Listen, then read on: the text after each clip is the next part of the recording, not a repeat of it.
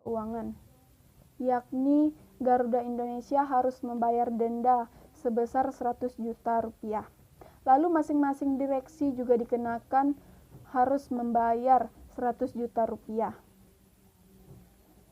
Selain sanksi dari Kementerian Keuangan dan juga Otoritas Jasa Keuangan, Garuda Indonesia juga kembali diberikan sanksi oleh Bursa Efek Indonesia.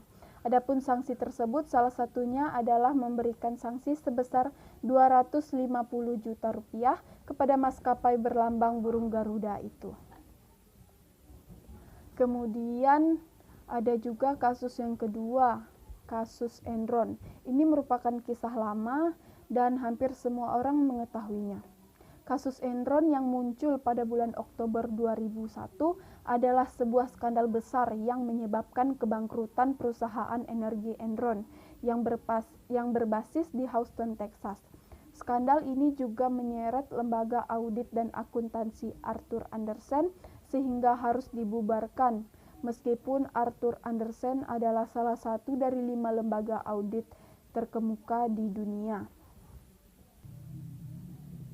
Saat itu Enron membeli perusahaan pembangkit listrik pada tahun 1997 yang bernama Portland General Electric Corp senilai 2 miliar dolar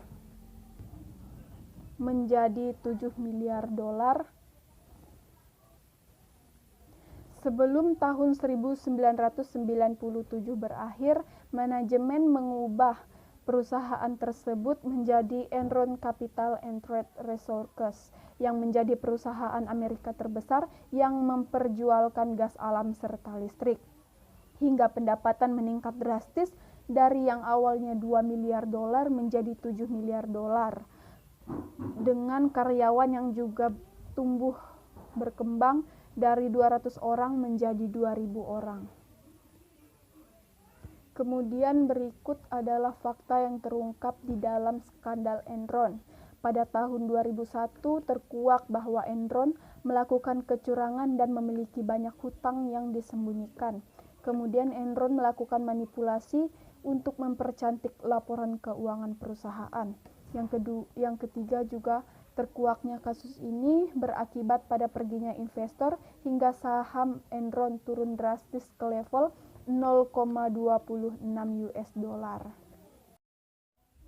Kemudian pada Januari 2002 investigasi terkait kasus ini pun dilakukan. Kasus ini menyeret kantor akuntan publik Arthur Andersen sebagai akuntan yang memberikan jasa audit dan konsultasi pada Enron. Keduanya melakukan penipuan akuntansi pada laporan keuangan Enron. Enron juga melakukan beberapa pelanggaran seperti menggelembungkan nilai pendapatan Mariner Energy atau anak usaha Enron dari 185 juta dolar menjadi 366 juta dolar, meminjam uang dalam jumlah besar untuk dana operasional yang tidak dicatat sebagai hutang. Sebagian pinjaman ini sengaja disalah klasifikasikan sebagai perdagangan energi berjangka. Dana pinjaman lainnya diberi judul arus kas dari kegiatan perdagangan. Kemudian Enron juga menyalahgunakan special purpose entities, di antaranya untuk menyembunyikan kerugian besar di anak perusahaan yang dimiliki Enron dengan menciptakan agreement tertentu untuk menutupi kerugian anak perusahaannya. Kemudian fakta lainnya juga adalah salah satu eksekutif Enron, Jeffrey Skilling, yang mengumumkan pengunduran dirinya dari posisi CEO Enron pada tanggal 14 Agustus setelah menjabat di posisi itu selama 6 bulan. Skilling menyebutkan alasan pribadi sebagai dasar pengunduran dirinya tersebut.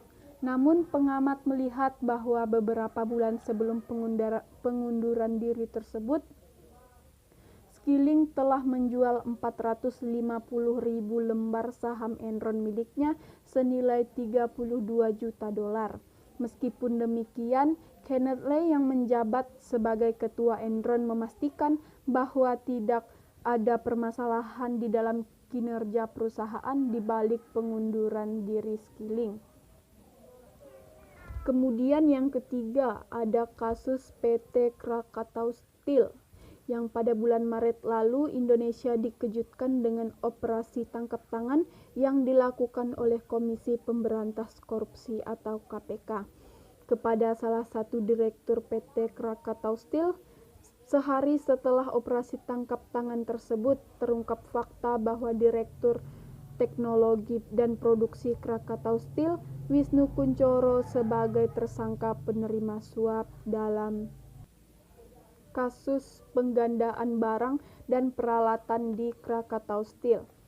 Aksi suap tersebut dilakukan oleh kontraktor yakni Kenneth Sutardja dan Kurniawan Edi Cokro dengan seorang perantara Alexander Muskita. Awalnya Wisnu merencanakan kebutuhan barang dan peralatan untuk keperluan kantor. Kemudian Alexander menawarkan rekannya untuk dijadikan sebagai kontraktor dalam rangka memenuhi kebutuhan pekerjaan tersebut. Pada kesepakatannya dengan kontraktor, ternyata terdapat additional cost yang dibebankan kepada kontraktor untuk memperlancar proyek tersebut. Sebagian additional cost yang diminta Alex kepada kontraktor kemudian disalurkan kembali oleh Alex kepada Wisnu pada tanggal 22 Maret lalu di salah satu kedai kopi bilangan Bintaro. Kemudian pada tanggal 26 Maret dilakukan penggeledahan di kantor pusat Krakatau Steel di Cilegon, Banten. Pada pengadilan tindak pidana korupsi, lalu Ketua Majelis Hakim Franky Tambuwun menyatakan terdakwa Yudi terbukti secara sah melakukan tindak pidana korupsi dan dijatuhkan pidana selama 1 tahun dan 3 bulan ditambah denda sebesar 100 juta rupiah atau setara dengan tambahan pidana selama 3 bulan. Vonis tersebut lebih rendah dibanding dengan tuntutan Jaksa Penuntut Umum KPK yang meminta agar Kurniawan divonis 1 tahun dan 8 bulan penjara ditambah denda 100 juta rupiah dan 6 bulan kurungan. Sementara itu Wisnu dan Alexander disangkakan dengan Undang-Undang Nomor 31 Tahun 1999 Pasal 12 huruf A atau huruf B Pasal 11.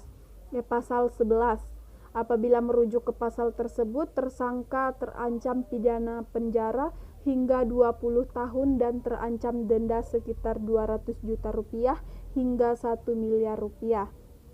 Berdasarkan dari kronologi dan fakta-fakta yang terdapat di dalam beberapa kasus tadi, dapat kita simpulkan bahwa kecurangan yang terjadi di dalam suatu bisnis adalah sesuatu yang sulit ditutupi.